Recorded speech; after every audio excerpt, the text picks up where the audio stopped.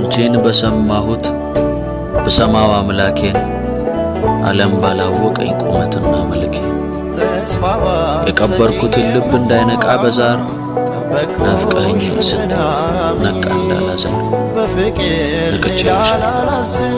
ቀጣዩ ምንድነው? ናፍቀኸኝ